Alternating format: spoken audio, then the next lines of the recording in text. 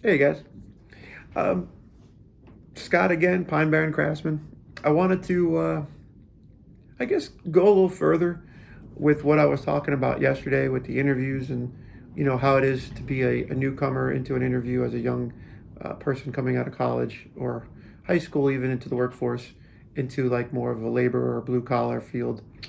Um, but I wanted to spin off of that slightly and go back into the whole college interaction and how I went from high school into a college and how that made me feel and the big standout thing that I got from my 4 years in a 2 year associate degree. So mind you, it took me 4 years to finish a 2 year degree, um, between working and not sticking with it and going back or whatever. The biggest thing that I learned from leaving my high school, my little petri dish, my friends, and going into the community college, you get to know people from different towns, girls. You gotta. That was why I was in college. I was looking to meet a nice girl, right? And I don't know why that was such a big deal for me in my twenties. Um, but it was like, hey, if you couldn't find someone to be with, marry, right? In your high school age, 20s college is going to be your spot. That's where I heard when I was growing up, everybody met in college, right? It's like, oh, I got to go to college. Because I didn't want to go, personally, I wasn't a big bar goer going to the bar. I mean, I'd go to Ruby Tuesdays or Fridays and get some breadsticks and some, you know, bang bang shrimp or whatever. And I just try to look at the girls that I was around at the bar, maybe a waitress, but try to talk to them. But in college, I felt like this is my chance. I'm a man now. I got a cool car, and not that it even matters, right? Loud Mustang or Trans Am didn't matter, but trying to meet somebody, and sure, I'll learn stuff. Maybe I'll get a degree and I'll have a better job. Great. So I'm in college. Smacked me right in the face. I realize I'm still the same Scott. There's still girls over here, girls over there. I'm still a little shy, a little bashful, not knowing what to say. So I started getting into the books and studying and realizing, okay, I got to do algebra, I got to do reading and basic skills. I had some basic skills, obviously knew how to read, but my English and writing skills were way below average for my age. So going through these things and learning, and then I get to public speaking, something I guess I enjoy doing. Very familiar with it.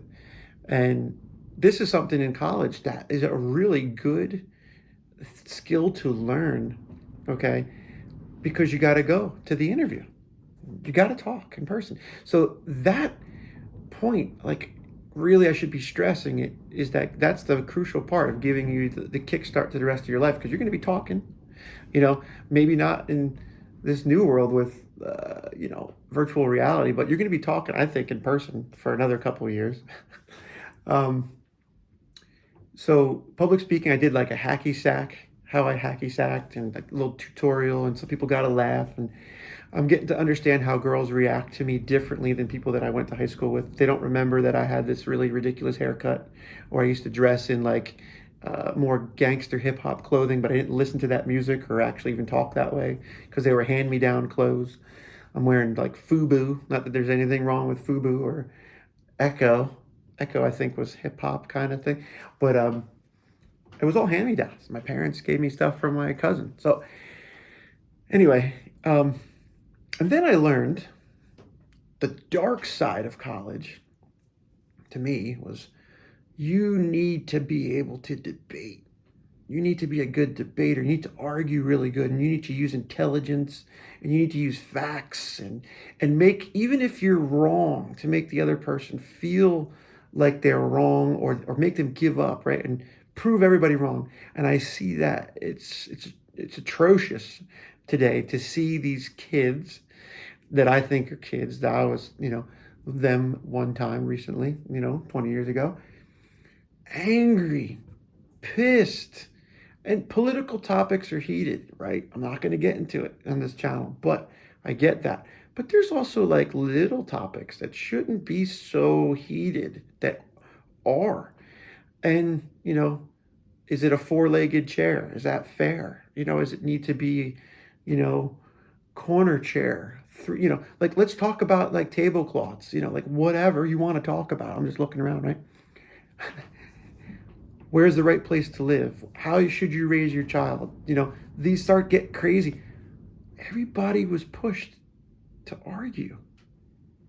Everything I've learned in my life from anybody has been through discussion. I mean, I've read some stuff in books about how to do directions. So the discussion process, hey, whoever, get over here. I almost said my last name, Nadjar. Get over here. Spackle it like this. What are you doing? Spackles, sheetrock, patching work. Everybody now wants to argue, before they listen. You go into a conversation with somebody that's trying to teach you something, it turns into a debate. So they're teaching it in college. Do it well. Debate people well. Prove them wrong. Even if you're right, or even if you're wrong, prove them wrong. So I kind of feel like it's conflicting, and it stops the listening. It stops the learning from people through conversation and, discussion, which to me is, okay, we disagree on this. Let's talk about a way to do it. In my daily life, it's paramount. In a relationship, a job, raising a child,